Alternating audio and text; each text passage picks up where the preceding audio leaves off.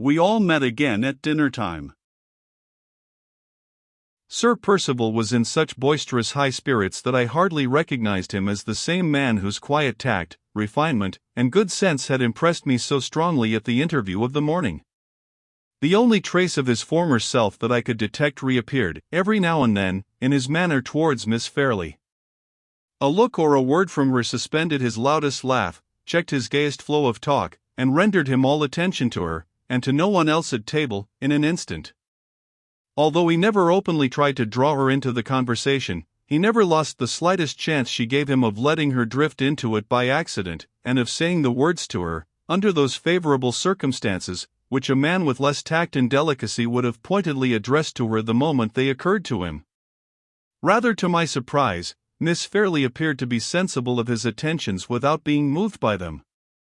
She was a little confused from time to time when he looked at her, or spoke to her, but she never warmed towards him.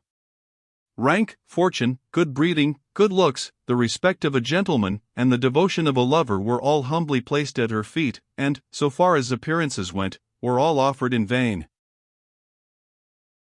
On the next day, the Tuesday, Sir Percival went in the morning, taking one of the servants with him as a guide, to Todd's Corner. His inquiries, as I afterwards heard, led to no results. On his return he had an interview with Mr. Fairlie, and in the afternoon he and Miss Holcombe rode out together. Nothing else happened worthy of record. The evening passed as usual. There was no change in Sir Percival, and no change in Miss Fairlie. The Wednesday's post brought with it an event, the reply from Mrs. Catherick. I took a copy of the document, which I have preserved, and which I may as well present in this place. It ran as follows. Madam, I beg to acknowledge the receipt of your letter, inquiring whether my daughter, Anne, was placed under medical superintendence with my knowledge and approval, and whether the share taken in the matter by Sir Percival Glyde was such as to merit the expression of my gratitude towards that gentleman. Be pleased to accept my answer in the affirmative to both those questions, and believe me to remain, your obedient servant, Jane and Catherick. Short, sharp, and to the point, in form rather a businesslike letter for a woman to write, in substance as plain a confirmation as could be desired of Sir Percival Glyde's statement. This was my opinion, and with certain minor reservations, Miss Holcombe's opinion also. Sir Percival, when the letter was shown to him, did not appear to be struck by the sharp, short tone of it. He told us that Mrs. Catherick was a woman of few words, a clear-headed, straightforward, unimaginative person, who wrote briefly and plainly, just as she spoke. The next duty to be accomplished, now that the answer had been received, was to acquaint Miss Fairlie with Sir Percival's explanation. Miss Holcombe had undertaken to do this, and had left the room to go to her sister, when she suddenly returned again, and sat down by the easy-chair in which I was reading the newspaper. Sir Percival had gone out a minute before to look at the stables, and no one was in the room but ourselves. I suppose we have really and truly done all we can, she said, turning and twisting Mrs. Catherick's letter in her hand. If we are friends of Sir Percival's, who know him and trust him, we have done all, and more than all, that is necessary, I answered, a little annoyed by this return of her hesitation. But if we are enemies who suspect him? That alternative is not even to be thought of, she interposed. We are Sir Percival's friends, and if generosity and forbearance can add to our regard for him, we ought to be Sir Percival's admirers as well. You know that he saw Mr. Fairlie yesterday, and that he afterwards went out with me. Yes. I saw you riding away together. We began the ride by talking about Anne Catherick, and about the singular manner in which Mr. Hartright met with her. But we soon dropped that subject, and Sir Percival spoke next, in the most unselfish terms, of his engagement with Laura. He said he had observed that she was out of spirits, and he was willing, if not informed to the contrary, to attribute to that cause the alteration in her manner towards him during his present visit. If, however, there was any more serious reason for the change, he would entreat that no constraint might be placed on her inclinations either by Mr. Fairlie or by me. All he asked, in that case, was that she would recall to mind, for the last time, what the circumstances were under which the engagement between them was made, and what his conduct had been from the beginning of the courtship to the present time. If, after due reflection on those two subjects, she seriously desired that he should withdraw his pretensions to the honor of becoming her husband, and if she would tell him so plainly with her own lips, he would sacrifice himself by leaving her perfectly free to withdraw from the engagement.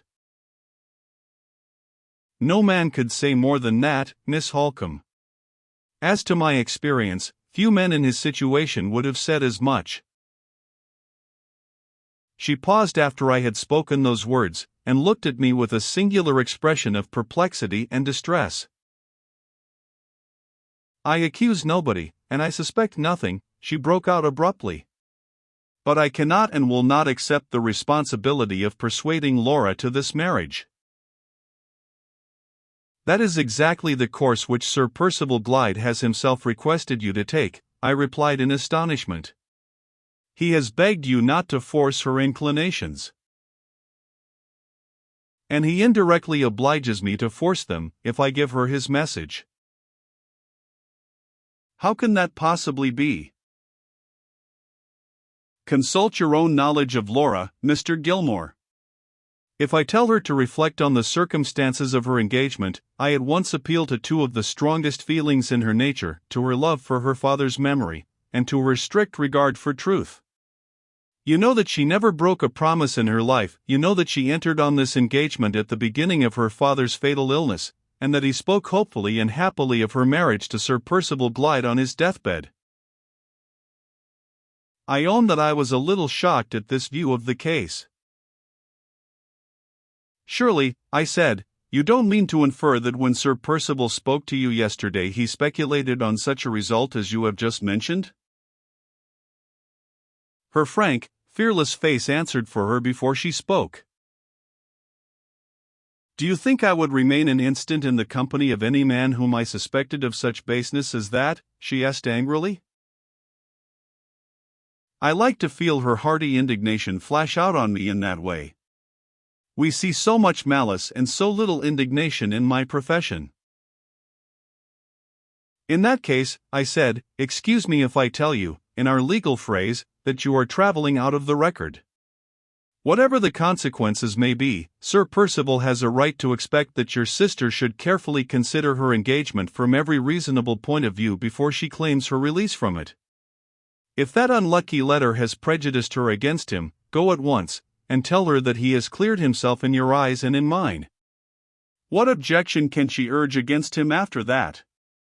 What excuse can she possibly have for changing her mind about a man whom she had virtually accepted for her husband more than 2 years ago? In the eyes of law and reason, Mr. Gilmore, no excuse, I dare say. If she still hesitates, and if I still hesitate, you must attribute our strange conduct, if you like, to caprice in both cases, and we must bear the imputation as well as we can." With those words she suddenly rose and left me. When a sensible woman has a serious question put to her, and evades it by a flippant answer, it is a sure sign, in 99 cases out of 100, that she has something to conceal. I returned to the perusal of the newspaper, strongly suspecting that Miss Holcomb and Miss Fairley had a secret between them which they were keeping from Sir Percival, and keeping from me. I thought this hard on both of us, especially on Sir Percival. My doubts, or to speak more correctly, my convictions, were confirmed by Miss Holcomb's language and manner when I saw her again later in the day. She was suspiciously brief and reserved in telling me the result of her interview with her sister. Miss Fairley, it appeared, had listened quietly while the affair of the letter was placed before her in the right point of view, but when Miss Holcomb next proceeded to say that the object of Sir Percival's visit at Limmeridge was to prevail on her to let a day be fixed for the marriage, she checked all further reference to the subject by begging for time. If Sir Percival would consent to spare her for the present, she would undertake to give him his final answer before the end of the year. She pleaded for this delay with such anxiety and agitation, that Miss Holcomb had promised to use her influence, if necessary, to obtain it, and there, at Miss Fairley's earnest entreaty, all further discussion of the marriage question had ended. The purely temporary arrangement thus proposed might have been convenient enough to the young lady, but it proved somewhat embarrassing to the writer of these lines. That morning's post had brought a letter from my partner, which obliged me to return to town the next day by the afternoon train. It was extremely probable that I should find no second opportunity of presenting myself at Limmeridge House during the remainder of the year.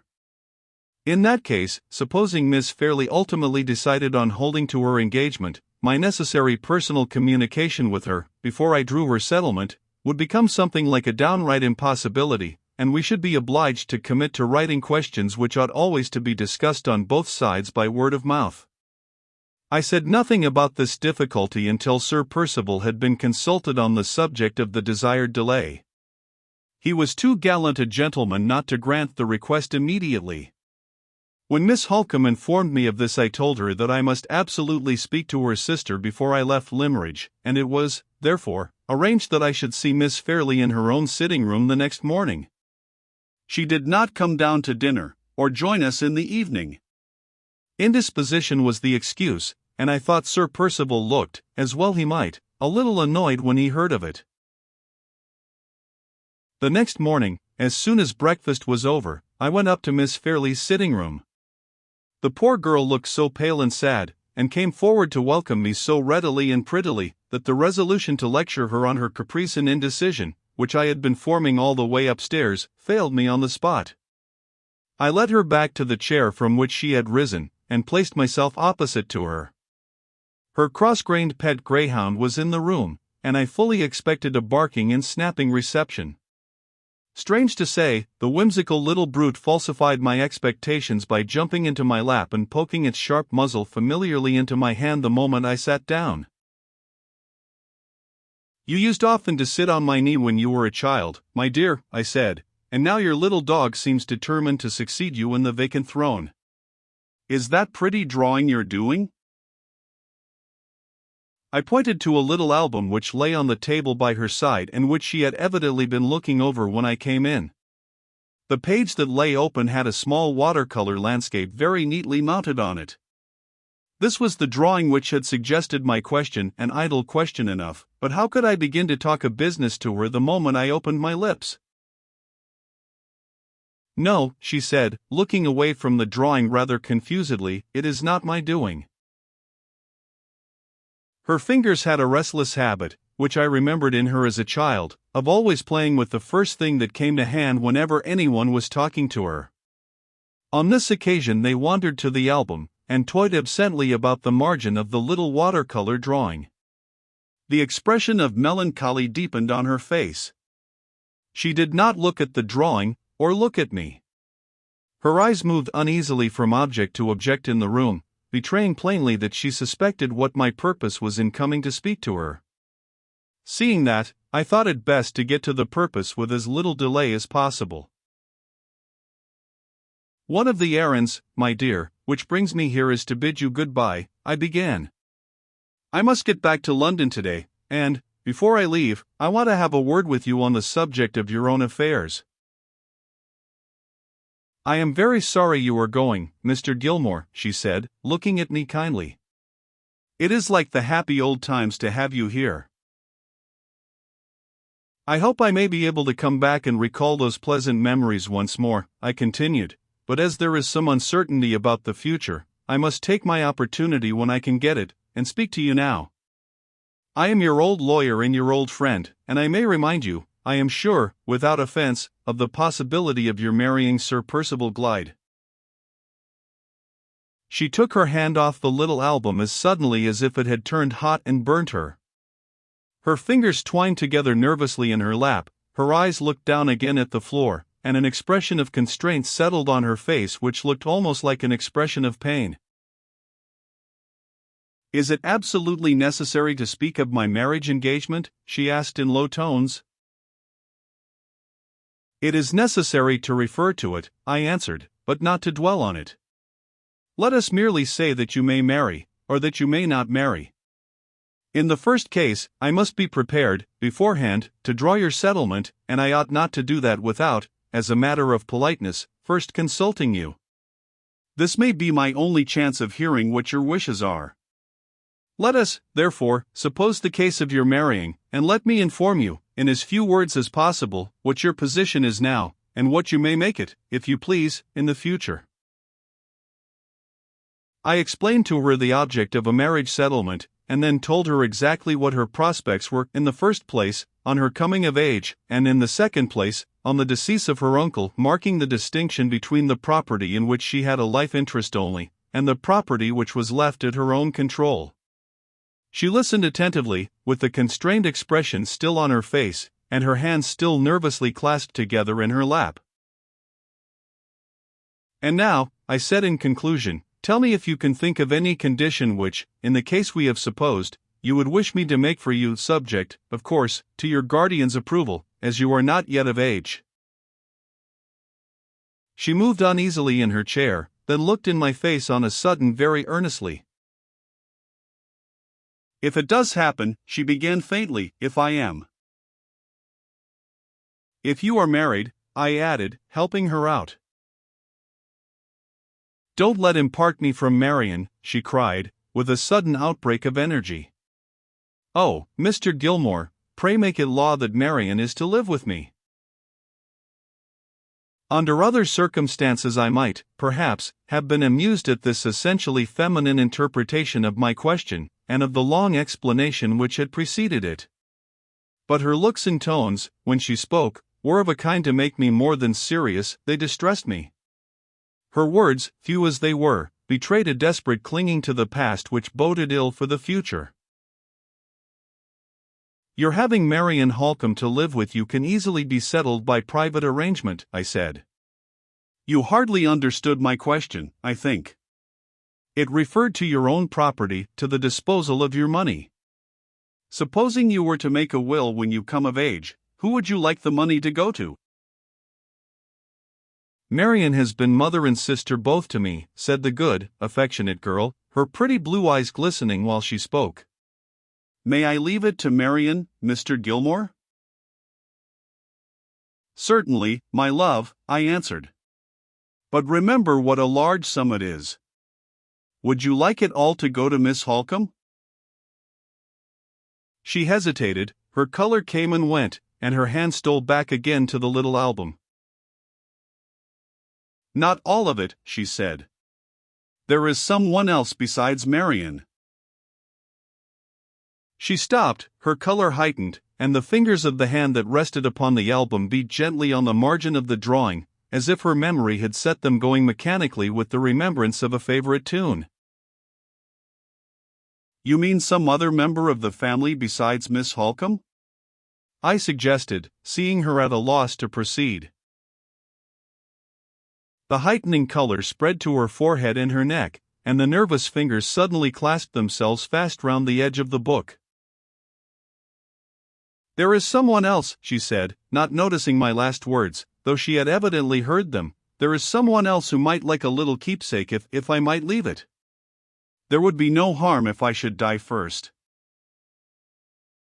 She paused again. The color that had spread over her cheeks suddenly left them. The hand on the album resigned its hold, trembled a little, and moved the book away from her. She looked at me for an instant, then turned her head aside in the chair.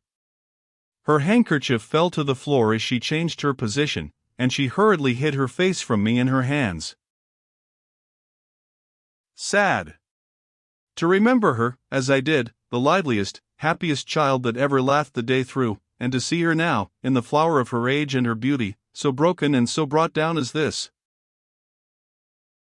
In the distress that she caused me, I forgot the years that had passed, and the change they had made in our position towards one another. I moved my chair close to her, and picked up her handkerchief from the carpet, and drew her hands from her face gently. Don't cry, my love, I said, and dried the tears that were gathering in her eyes with my own hand, as if she had been the little Laura Fairley of 10 long years ago. It was the best way I could have taken to compose her. She laid her head on my shoulder, and smiled faintly through her tears. I am very sorry for forgetting myself, she said artlessly.